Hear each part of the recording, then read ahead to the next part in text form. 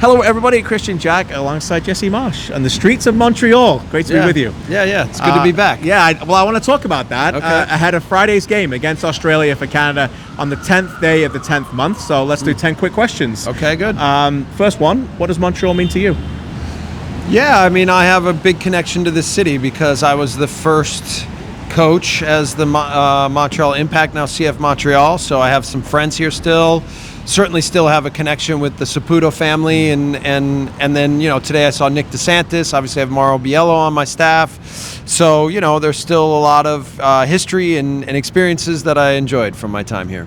And the second question is about why here. Obviously, I know when you first took over, you wanted to take this team further across the country, but what have you and Kevin Blue and the others done to decide to come back here for the first time since 2017? Well, Kevin and I have been learning on the job and trying to figure out what are the right times of year to be at what places and how to make sure that we get enough touch points for people in this community before the World Cup to know about this team. And we kind of regretted last fall not being here. We just came for training and not for a match. And now I think we've been validated by that thought because we're going to play in front of a sold-out stadium at Stade Saputo on Friday night. So we're really excited for that. We've got some energy in the street. That's right. I love it. But we're happy to be here. They can get your autograph after the interview. Yeah. I want to ask you about Moise. Now, take us into your world on Sunday when that happens. I know that a lot of people across Canada were gutted for Moise, but what happens from a national team point of view as a manager once you heard those news? Where does your mind go? What do you need to do? Yeah, we obviously saw that it was a cause for concern. So then immediately our medical team and their medical team is in contact. I know some people at the club. Right. We're in contact with Moise. We knew relatively quickly that it was not going to be good. And everyone kind of felt like it was a broken tibia, but we wanted to wait to see exactly what the x-ray looked like. Once everyone saw the x-ray, and by the way, we had Tajon's injury, which was very similar to compare it with, then I think everyone kind of knew what were the right protocols and right kinds of discussions to be having to make sure that from a medical standpoint that everybody felt good about what was going to be the next step. I think the best part about it is anyone who knows Moise Bombito, he's such a positive person, and like as devastating of an injury it was, the way he handled it, the maturity he showed, the positivity he showed, the way that he communicates, like he gets back to every message almost immediately. Like he's a unique person. And that I think even more so leads to how we all just want the best for him. For sure. I think he's a future captain of this national team. I think he's a big personality, and I think all those things, along with his talent level, will lead him to be an incredible player in the future. So we all feel for him, but it's always, anytime you get the chance to interact with Moise, it's a unique experience, and it leads you to believe so much in who he is. Yeah, very well said. It's a blessing to be in his presence, no doubt. Next question then is, best case scenario, what are you guys drawing up? What are you guys thinking in terms of this? You talk about the reference points you've got in the past with injury. Best case scenario right now for Moise, do you think? Yeah, well, I think Tajon is a great example. Like, we were all devastated for Tajon, and we were all shocked at how quickly he came back. Right. And it's the type of injury that when they put that rod into the tibia, that it actually helps it become stronger than the other leg. So obviously there's always room for little complications along the way, but I think based on the type of athlete and person that Moise Bombito is, I think there's no reason that we wouldn't expect something similar to what happened to Tajon, even though Tajon surprised us all.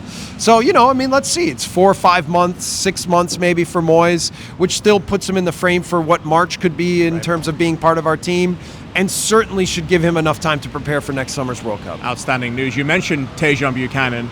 Tajon Buchanan, Nico Segur, and Jonathan David are the only players to play more than Luc Dufour for Canada since the start of the summer. Okay. So I want to talk about Luc. Okay. Obviously, I'd only played one game in your first 15 games, but what have you seen from him? And now, obviously, even more awareness is on Luc with Moise being gone. What are you working on him for this camp? So, Luc has had, first of all, a little bit of a pubalgia, which is like a little bit of sort of like a hernia groin situation. Okay. So, but usually you can play with those, and so he's still feeling okay. He's had a good year at Denver, even though they can't seem to find wins in their league. they defend better than they attack. So I think Luke's actually been quite good for that team. And even though they haven't been able to find wins, they still play Luke pretty much every chance that they can. Yep. And as a young player on loan at a club in that league, I think he's done really well for himself. And then if you talk about how he's done for the national team, it's been outstanding. Yeah. He had a great Gold Cup. I think he had a great September.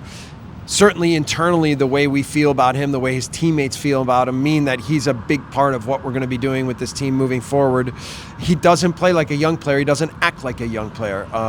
And so we're going to be counting on him again this window, and certainly moving forward toward the World Cup. You say he doesn't feel like a young player. If he plays Friday, it'll be his last game ever as a 19-year-old. He turns 20 on the weekend as well. Kamal Miller has arrived in replacement of Moise Bombito. 7 appearances under you and 2 starts. What are you asking more from Kamal as he tries to make that claim for a World Cup? Yeah, with Kamal, I'm pretty clear with him on like the tactical and the behavioral parts of the game that I think he needs to continue to improve. And he understands that. And even every time that we haven't selected him or he hasn't played, I've still encouraged him that, I want him to be part of this, that I do think that his personality and the friendships he has in the group mean that he's a big part of the makeup of what the team is. Coming back in here, like today, I thought he was great in training. He seamlessly has confidence in what we're doing. He knows he's a part of the group. He's very comfortable with everything that this group is about. So, I think it'll be a challenge for Kamal, but a big opportunity, and I think he'll take it that way. When we were with you in Europe, Jesse, you talked about it being one window in 3, really. This is just an extension of what we had in Bucharest and Swansea. Yep. In Europe, you had, I think, 13 starters across 2 games. You just made the 2 changes. Do we expect something similar? Is it getting harder to start for this team? Do you expect less rotation between these 2 games? Yes, I do. We'll see. We go game by game, right, and moment by moment. But we'll try to put out a really good lineup and guys who we think are in really good form. And by the way, those names also include, we think Chouinier's playing really good with his club. We think Waterman's playing really good with his club. We think Promise David's playing really well with his club. Obviously, I think Schaffelberg's had a really good month now with his club, and the list continues to grow because I think that the players are continuing to take their form and concepts of what they do at the national team and put it to the club, and then come back and do that whole acclimation process well, and continue to produce and understand what my expectations are for them. Right. So, it makes the selection a little bit more difficult, but it certainly gives us more depth. Which, by the way, when we look toward the World Cup, obviously we hope that we have everybody healthy for when the World Cup arrives. But the reality is that, as you see, it's unlikely. There's always injuries that pop up, and we hope and we push our guys and we support them in every way to give them the best chance to be physically, mentally, psychologically prepared for what the challenges are. But I think that building the breadth of the squad has been really important and will give us the best chance to be successful no matter what next summer. 3 more for you. You mentioned not that many changes. Should we expect Dane and Max to get a game again? Have you assigned a game for those? No, we haven't decided yet, but each of them will get a match. And so they'll be prepared for that. And then James Pantemis with this concussion, we brought in Luka Gavron, and we're hoping that James can recover. We will find out here in the next 48 hours exactly where he's at. But the idea is that we bring him in late and make him part of this because we think he's earned that. Excellent. We've covered almost every position. So to striker, Kyle Larin, you didn't have him in the last window, but we know what a big part of he is for you in this squad. What are you hoping to get out of Kyle? Does he get a chance to maybe start, or what do you want when you get him on the field? Yeah, I think that we're looking at exactly where things are at with Kyle and evaluating him. He's come back. He said he's really happy at Feyenoord. He feels like the club environment is a really good one, and it's been able to push him in a good way. He comes in late and gets an assist in the last match, the game winner, which I think gives him confidence.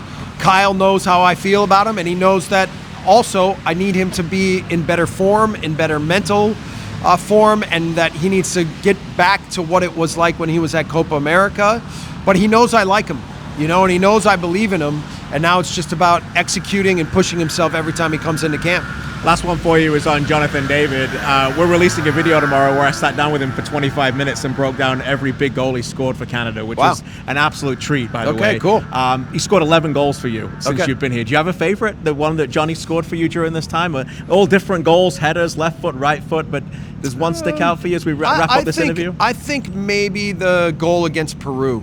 And we use it a lot even in our style of play videos because it's a really good transition goal. But even more importantly, Jonathan recognizes the moment that it's going to be a goal when the ball's like 80 yards from our own goal. Right. So, you know, it's this intelligence and his anticipation, his football anticipation that makes Jonathan, I think, so special. And maybe something that Juventus hasn't quite learned about him yet. Right. And so if I were Juventus, I would say, be ready. Be ready. You know, maybe they can watch the video. Give him more chances because this guy is special and Very well he's said. different than most footballers. And I think that's probably my favorite. Very well said. He actually gave you credit for that goal as well. So Okay, that works out well. Thank you so much for this. All right, yeah, I really right on, appreciate it. Christian. Canada against Australia, Friday night here in Montreal, live on One Soccer and TSN. In the meantime, we'll be alongside Jesse and Canada all week for training as well.